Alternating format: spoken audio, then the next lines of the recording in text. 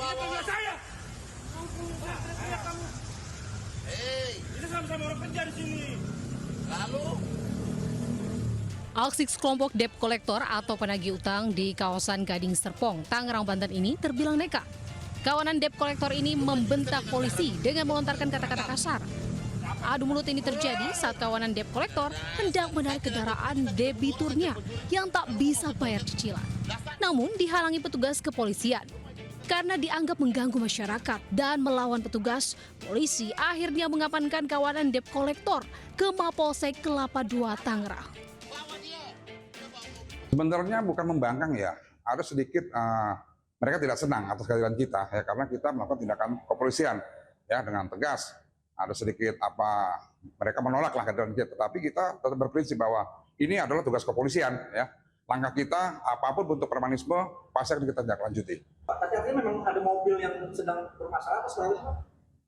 Betul, itu salah satu pengguna atau pemakai KR4 itu kalau tidak salah nunggak 3 bulan ya. Tapi kan tidak dengan cara-cara begitu.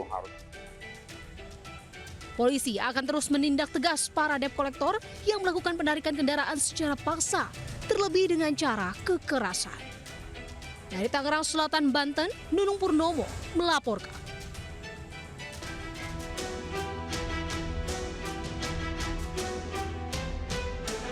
Sejumlah polisi Polres Bangkalan ini menguntit pergerakan tersangka di Jalan Protokol Kota Sidoarjo. Saat pelaku berhenti di pinggir jalan, polisi mendekati. Pelaku sempat bengong saat polisi tiba-tiba memegang tangan dan menangkap. Pelaku pasrah saat digelandang polisi. Pelaku kemudian dibawa ke rumahnya untuk dilakukan penggeledahan. Polisi mengamankan 2 sepeda motor Matic yang sebelumnya dilaporkan hilang dan menjadi korban kejahatan jalanan. Pelaku ternyata seorang penadah. Kemudian di penadah tersebut kami juga berhasil mengamankan 2 sepeda motor Scoopy. Yang pertama TKP Curas Ranmor Koanyar, dan yang kedua Scoopy juga ternyata TKP penipuan penggelapan TKP Labeng atau Sukolilo. Tersangka terancam hukuman 4 tahun penjara. Dari Bangkalan, Jawa Timur, Taufik Syahrawi, iNews melaporkan. Mudah-mudahan ketulungan ya Allah. Beginilah detik-detik kepanikan yang terekam video amatir. Terlihat sejumlah siswa basah kuyup akibat terjatuh ke sungai setelah jembatan gantung yang mereka lintasi tiba-tiba ambruk.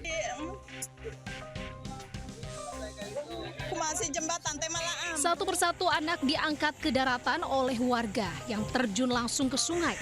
Cerita dan tangis histeris mewarnai proses penyelamatan.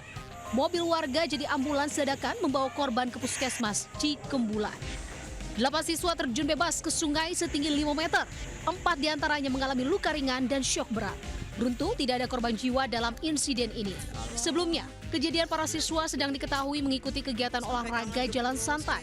Mereka melintasi jembatan baru yang terlihat kokoh meski belum diresmikan. Mau menyeberang ke arah menuju sekolah gitunya, berangkat dari sekolah muter karena posisi sekolah kita di Tarikolot sebelah sana. Kurang lebih 1 bulan lah, kurang lebih gitu kan. Kurang lebih 1 bulan. Ya. Nah, ini proses pengerjaannya oleh siapa? Dari ini kalau dananya itu dari Telkom, tapi ini ada yang kerja. Jembatan gantung sepanjang 20 meter sudah selesai dibangun sejak sebulan lalu. Kawat pagar besar di sisi kiri diduga terlepas hingga membuat para siswa terjerumus ke dasar sungai. Kini, petugas masih melakukan penyelidikan untuk mencari penyebab pasti ambruknya jembatan. Di Pangandaran, Jawa Barat, Irfan Ramdiansyah melaporkan. Seorang pria lanjut usia ditemukan tewas dengan penuh luka. Diduga korban ini tewas akibat dilempar 3 pria pemabuk dan para pelaku ini karena ditegur korban untuk tidak berisik.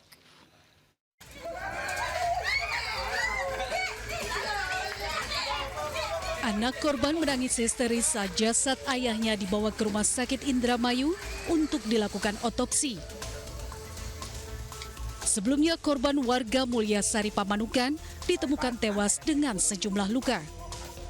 Korban diduga meninggal akibat terjatuh.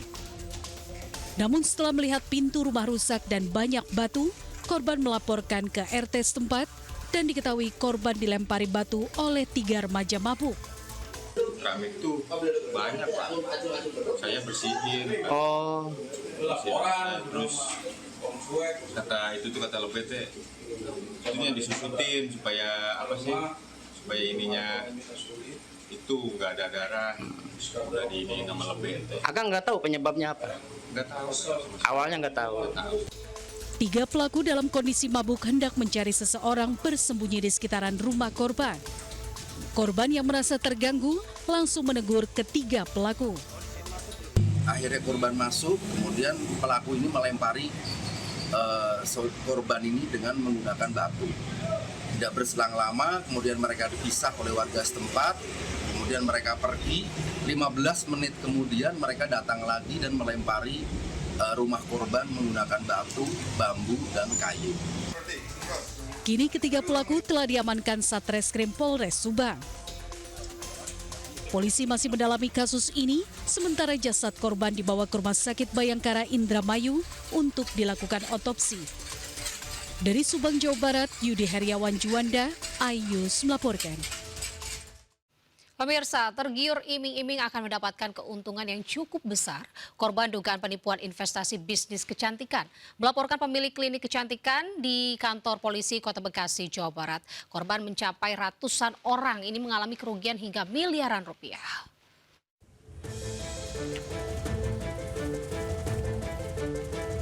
Dengan membawa sejumlah barang bukti, para korban investasi bisnis kecantikan mendatangi Mapolres Metro Bekasi Kota untuk melaporkan dugaan investasi bodong. Para korban ini melaporkan pemilik bisnis kecantikan bulu mata yang berlokasi di kawasan Galaksi Bekasi Selatan. Korban mayoritas wanita ini diduga tertipu iming-iming investasi di bisnis kecantikan dengan nilai investasi mulai dari 3 juta hingga 150 juta rupiah. Para korban tergiur lantaran sudah mengenal pelaku karena mayoritas pelanggan. Dijanjikan penghasilan yang lumayan menguntungkan lah gitu. Tapi baru beberapa bulan berjalan, ternyata uang pendapatan kami tidak dibayarkan. Saya baru kembali 1,8. Nah, terus terjadi macet kapan itu? Sekitar bulan Mei. April, Mei, dan seterusnya. Apa? Nggak ada kabar apa-apa. Nggak ada kabar? Komunikasi susah? Komunikasi susah. Kini para korban berharap pihak kepolisian segera merespon laporannya dan menangkap pelaku. Dari Bekasi, Jawa Barat, Rahmat Hidayat melaporkan. Aktris asal Korea Selatan Jo Hee-bin ini kehilangan kartu kredit miliknya saat berlibur di kawasan Ubud, Gianyar, Bali. Atas kejadian tersebut, korban kehilangan uang sebesar 132 juta rupiah karena seseorang telah menggunakan kartu kredit miliknya.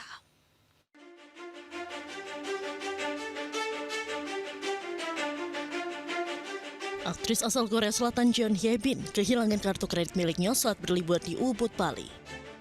Kejadian ini berawal saat Jo Hee-bin bersama suami dan anaknya berlibur ke kawasan Ubud, Bali. Pada 1 Oktober 2025 malam, dirinya bersama sang suami dan anaknya berjalan-jalan di kawasan Ubud Center. Saat hendak berbelanja di salah satu toko, aktris itu terkejut dompet yang berisikan uang dan kartu penting hilang. Tidak berselang lama, aktris itu mendapat notifikasi dari ponselnya terkait adanya beberapa transaksi mencurigakan penarikan uang dari kartu kredit miliknya dengan total transaksi mencapai 132 juta rupiah. Terkait berita viral adanya WNA Korea yang berprofesi sebagai artis yang kemarin sempat viral adanya kehilangan di wilayah Ubud. Terhadap kejadian tersebut memang benar dan hal tersebut sebagai pelapor atau korban sudah melapor di Polsek Ubud dan sudah direspon dengan baik oleh Polsek Ubud dan hal tersebut dilaporkan kemarin pada hari Kamis siang dan sudah diterima dengan baik oleh Polsek Ubud. Atas kejadian tersebut, petugas kepolisian Polsek Ubud dan Polres Gianyar tengah melakukan penyelidikan. Sungguh miris pemirsa, suami momong anak di ruang tamu, istri layani pria hidung belang di kamar.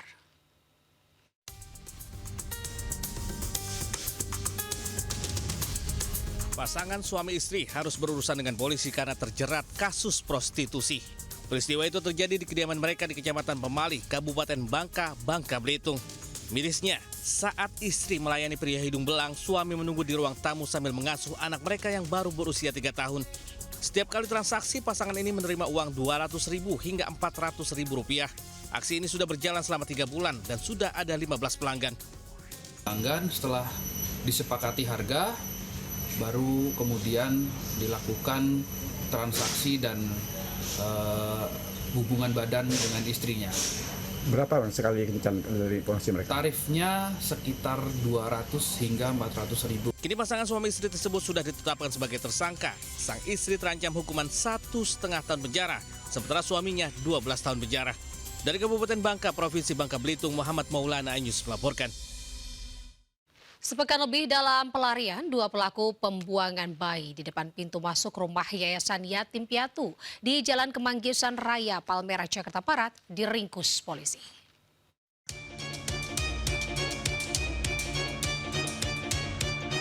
Viral di media sosial, sesosok bayi perempuan ditemukan warga di depan pintu masuk rumah Yayasan Yatim Piatu, Palmerah, Jakarta Barat. Naas setelah sempat dibawa ke puskesmas, bayi malang itu dinyatakan meninggal dunia. Sementara itu, kamera pengawas merekam pasangan suami istri sebelum penemuan bayi. Sepekan setelah peristiwa itu, polisi akhirnya menangkap keduanya. Kepada polisi, pasangan nikah siri ini mengaku tega membuang bayi karena malu hubungannya tidak direstui kedua orang tuanya. Atas perbuatannya, mereka kini terancam hukuman 5 tahun penjara. Dari Jakarta, Miftahul Gani News melaporkan. Seorang pria berusia 27 tahun di Sijunjung, Sumatera Barat diringkus polisi. Pelaku ini diduga melakukan pencabulan terhadap anak di bawah umur berusia 14 tahun yang merupakan anak tetangganya sendiri.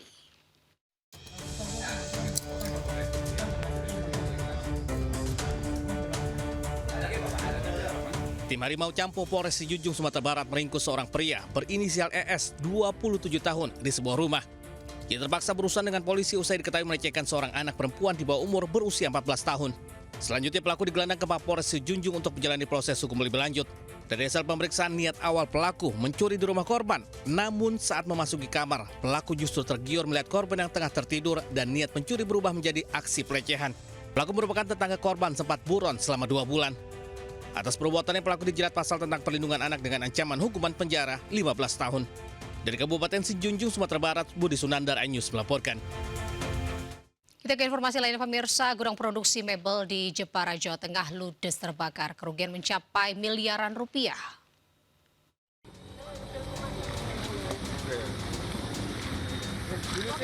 Kobaran api melalap gudang produksi mebel di Desa Bawu, Jepara. Banyaknya barang mebel dari kayu serta bahan finishing berupa minyak thinner, busa, juga kain sebagai pemicu api cepat membesar. Kebakaran diketahui warga setempat saat kondisi api telah membesar. Petugas pemadam kebakaran dibantu warga berusaha memadamkan api agar tidak menjalar ke rumah produksi sekitar. Akibat kebakaran ini, korban menanggung kerugian hingga 1,5 miliar rupiah. Kondisinya itu kita memang kebakarannya sudah laporannya yang agak terlambat. Mungkin karena memang pemilik rumah tidak ada di rumah. Karena ini kebetulan gudang mebel, di dalamnya juga banyak bahan-bahan yang sudah terbakar, thinner dan sebagainya. Api baru bisa padam sekitar 3 jam dengan melibatkan 7 armada pemadam kebakaran. Belum diketahui secara pasti penyebab kebakaran, namun dugaan sementara akibat hubungan arus pendek jaringan listrik. Dari Jepara, Jawa Tengah, Alip Sutarto, iNews melaporkan.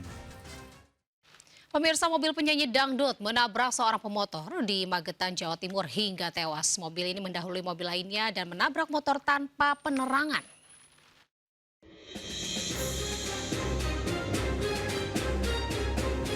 Tabrakan maut ini terjadi di jalur Magetan, Ponorogo di Desa Tulung, Kawedanan, menewaskan warga Giri Purno dan temannya dalam kondisi kritis.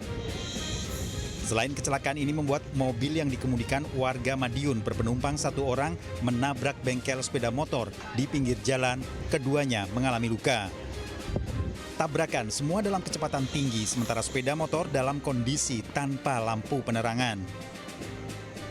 Petugas Satlantas Polres Ngawi yang mendatangi tempat kejadian perkara melakukan evakuasi terhadap korban luka dan tewas ke Rumah Sakit Saidman Magetan. pengemudi driver otomatis kaget ya. Kaget dia banting setir, spontanitas, banting ke kanan, langsung. Jadi motor masih anak-anak atau gimana, Pak? Ada 2 orang, satu driver, satu yang penyanyi. Oh, penyanyi 2? Penyanyinya 1, drivernya 1. Petugas Satlantas Polres Ngawi yang mendatangi tempat kejadian perkara melakukan evakuasi terhadap korban luka dan tewas ke Rumah Sakit Saidiman, Magetan. Mati kecelakaan untuk Innova menubur bengkel dari warga. Untuk supir mobil seperti apa? Untuk supir saat ini masih dirawat di Rumah Sakit Saidiman, Magetan. Di dalam mobil itu ada berapa orang?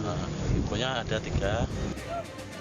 Peristiwa kecelakaan ini kini ditangani oleh Satlantas Polres Magetan dengan mengamankan kedua kendaraan yang terlibat. Dari Magetan, Jawa Timur, Asfi Manar, iNews melaporkan. Pemirsa, 4 petugas damkar Kabupaten Bone, Sulawesi Selatan terpaksa dilarikan ke rumah sakit lantaran mobil damkar yang mereka tumpangi terguling ketika hendak menuju ke lokasi kebakaran.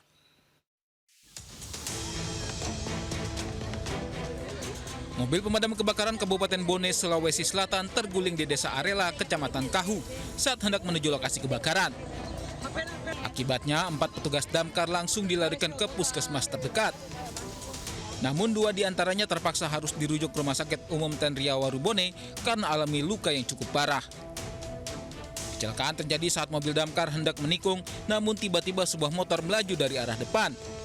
Sopir berusaha hindari tabrakan namun hilang kendali dan terguling. Menuju ke lokasi kebakaran.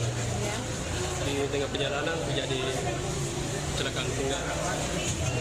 Mengakibatkan korban terluka saat terjadi kecelakaan. Ada berapa orang yang terluka, Pak? Ada 4 tapi yang 2 tidak terlalu. Yang 2 orang ini dirujuk ke rumah sakit Doa.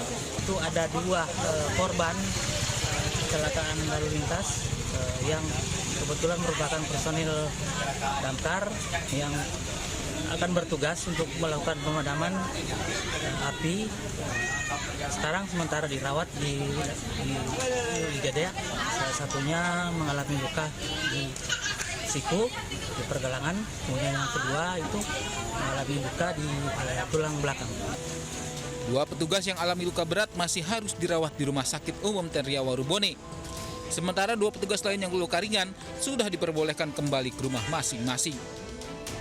Dari Kabupaten Bone, Sulawesi Selatan, Bulan Sri Indramaya, iNews melaporkan. Pemirsa, pasca keracunan makanan bergizi gratis, dapur SPPG di Kuningan, Jawa Barat ditutup. Sebelumnya 80 siswa keracunan dan dilarikan ke puskesmas usai menyantap menu MBG.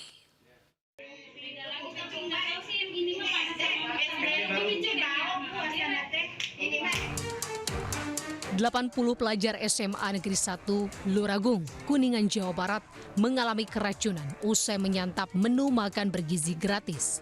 Mereka mengonsumsi MBG pada Kamis pagi dan gejala keracunan mulai muncul Kamis malam. Mereka mengalami diare, muntah-muntah, lemas, dan sakit kepala. Sebagian diantaranya dilarikan ke puskesmas. Pasca kejadian ini, dapur SPPG ditutup sementara sambil menunggu hasil pemeriksaan laboratorium terhadap sampel makanan. Tapi untuk sementara dapur yang memang memproduk atau mengolah makanan ini sementara akan kita tutup dulu ya. Sesuai dengan Pak Gubernur ya. Jadi ketika ada sebuah kejadian yang mengakibat keracunan untuk sementara ya kita tutup dulu sampai hasil uji labnya nanti keluar. Nah. Ada yang nelpon katanya ibu orang tuanya Rapi, iya benar kata saya. Ini Rapinya sakit perut katanya, ada di Puskes Luragung. Terus saya panik langsung tanya kenapa, katanya habis makan MBG ya, gitu. Langsung panik sayanya. Terus langsung katanya ibu kesini aja, anaknya udah diobatin. Para siswa dan orang tua murid pun berharap peristiwa ini tidak terulang kembali. Dari Kuningan, Jawa Barat, Miftahudin, iNews melaporkan. Sementara itu pemirsa, viral di media sosial, wadah makan bergizi gratis ini dicuci dengan air kotor. Dapur SPPG di Bandung, Jawa Barat itu kini ditutup sementara.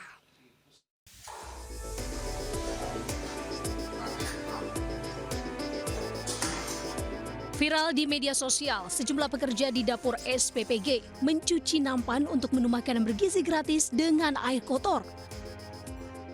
Usai digosok oleh sabun, wadah kemudian dilempar ke dalam air keruh.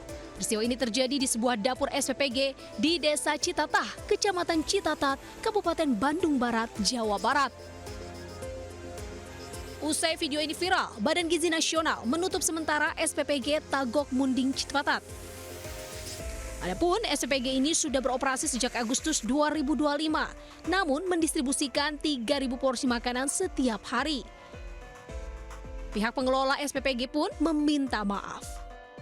Terjadi di dapur kami, memang kendala saat itu adalah karena tempat kami ini di sini geografis tempat wilayah di sini tuh kesulitan air, Pak. Yang pertama, memang pada saat musim kemarau itu air itu bagus dan jernih. Cuma belakangan ini beberapa hari ini itu air itu terkendala keruh, Pak. Nah itu tuh disebabkan air hujan, debit air hujan yang tinggi. Terus memang dari kondisi air yang telah kami cek kembali itu memang bukan kotor tapi itu mengandung lumpur. Pihak SPPG kemudian memperbaiki saluran air dengan membuat filter atau penjernih. Sementara itu sekitar 40 karyawan dirumahkan. Dari Bandung, Jawa Barat, Yuwono Wahyu melaporkan. Pemirsa, sebanyak 1.047 alutsista dari 3 matra angkatan laut, darat dan udara dipamerkan di Monas jelang HUT ke-80 Tentara Nasional Indonesia. Ribuan alat utama sistem senjata atau alutsista TNI ini diparkir di kawasan Monas, Jakarta untuk dipamerkan dalam defile HUT ke-80 TNI pada Minggu besok. Sebagian alutsista juga akan bergerak mengelilingi jalanan sekitar Monas. Masyarakat yang ingin merasakan kecanggihan alat TNI Indonesia dapat bersuah foto bahkan merasakan sensasi masuk ke dalam sejumlah alutsista. Sejumlah warga ini mengajak anak-anak mereka untuk melihat langsung alutsista mulai dari Anoa, BPV 2 hingga kendaraan taktis.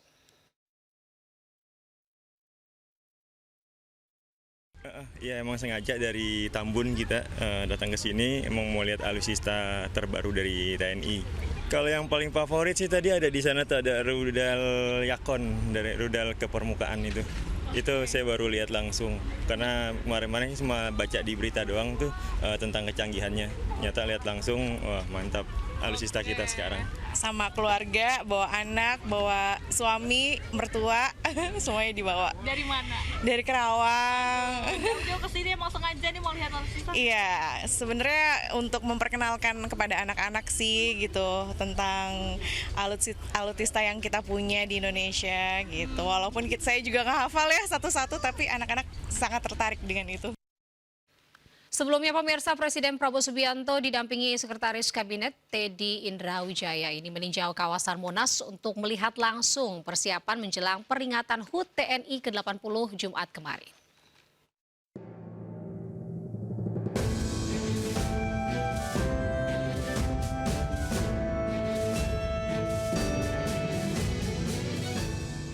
Presiden Prabowo Subianto didampingi Sekretaris Kabinet Teddy Indra Wijaya meninjau kawasan Monas untuk melihat langsung persiapan menjelang peringatan HUT TNI ke-80 Jumat kemarin.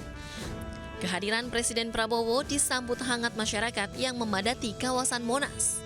Presiden Prabowo menaiki panggung di mana tempat dirinya akan melihat pertunjukan pasukan dan defile TNI Minggu besok.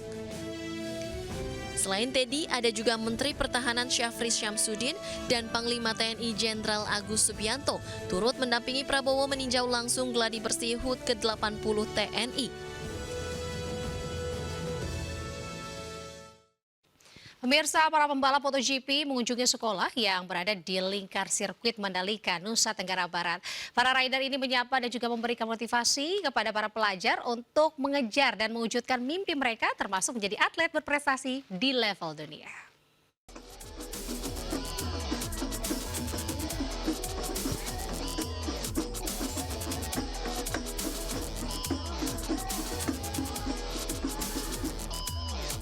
Sebelum berlomba di MotoGP Mandalika 2025, para pebalap mengunjungi sekolah di lingkar sirkuit Desa Kuta, Kecamatan Pucut, Lombok Tengah, Nusa Tenggara Barat. Salah satunya Pondok Pesantren Nurul Ijtihad Al-Ma'arif.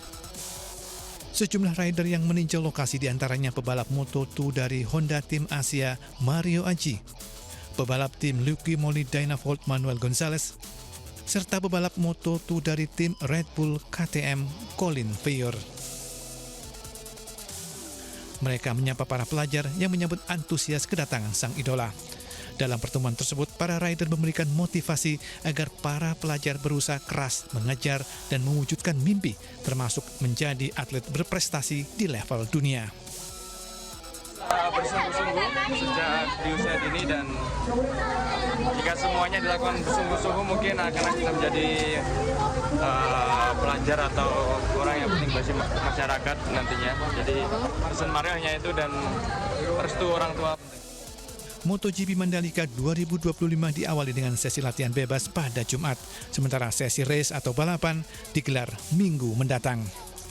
Dari Lombok Tengah, Nusa Tenggara Barat, Emma Widiawati, iNews melaporkan. Pemirsa, Liga Futsal Profesional musim 2025-2026 resmi bergulir. Kompetisi futsal kasta tertinggi di Indonesia ini akan diikuti 12 tim dari kategori putra dan 10 tim dari kategori putri.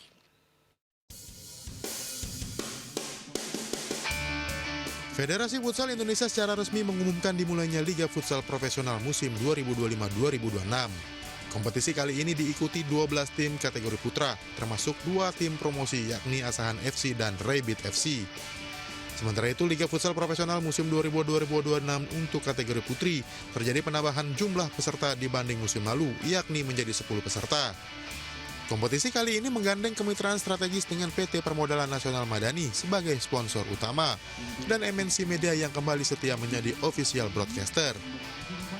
PT PNM adalah BUMN yang sudah sepakat untuk menjadi bagian erat dari futsal Indonesia setidaknya 1 tahun ke depan. Harapan kita nanti bisa lebih lanjut. Dan di kerjasama ini nanti PNM akan hadir di kegiatan-kegiatan kita dan juga mendukung supaya liga kita juga bisa lebih menarik, bisa mendatangkan lebih banyak crowd lagi dan juga bisa lebih menguntungkan bagi para klub-klub yang terlibat di dalam liga kita. Kami PNM Permodalan Nasional Madani tetap berkomitmen untuk mendukung olahraga di Indonesia, khususnya kalau saat ini kami di futsal. Karena ini juga sejalan bagaimana kita melihat tadi kita lihat tagline-nya salah satunya adalah kompetisi. Pekan pertama Liga Futsal Profesional musim 2025-2026 untuk kategori putra akan berlangsung di GOR Manahan Solo, Jawa Tengah pada 4 dan 5 Oktober 2025. Dari Jakarta, Dias Triawan Suryalisanto, Solo iNews melaporkan. Pemirsa, ponsel berteknologi canggih dengan fitur kamera unggulan serta harganya yang terjangkau tentunya memiliki daya tarik tersendiri. Seperti rilisan baru Xiaomi 15T series ini yang disambut begitu antusias penggemarnya di sejumlah kota besar di Indonesia.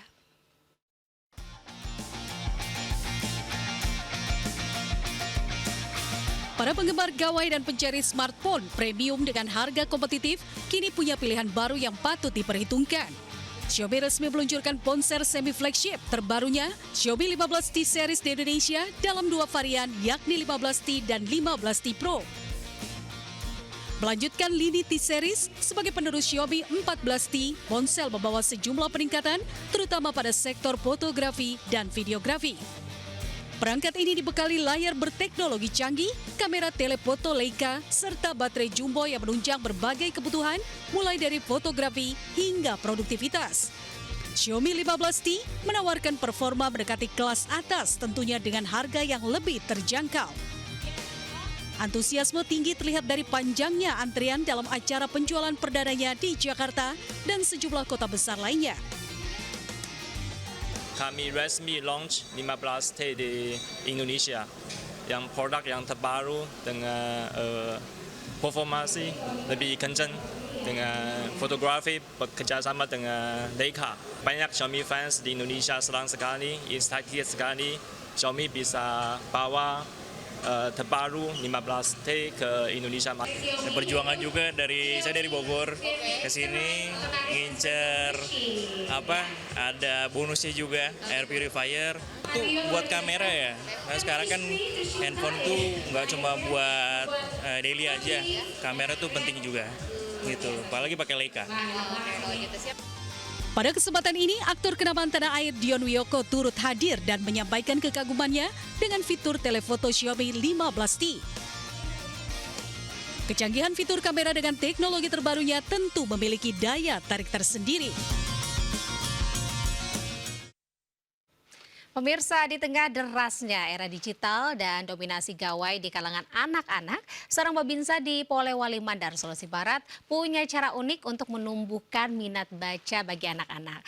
Babinsa ini dari Koramil 140202 Wonomulyo menyulap motornya menjadi perpustakaan keliling dan rutin mengajak anak-anak di desa binaannya untuk kembali mencintai buku.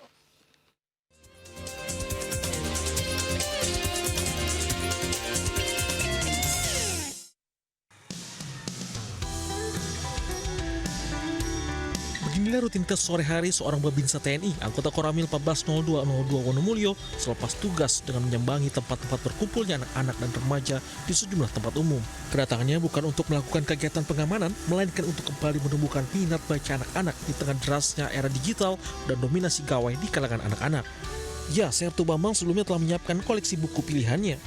Puluhan buku bacaan ia susun rapi di kotak gandengan motor dinasnya yang telah disulap menjadi perpustakaan keliling. Beragam buku yang dibawa mulai dari buku pelajaran, cerita rakyat hingga komik bergambar.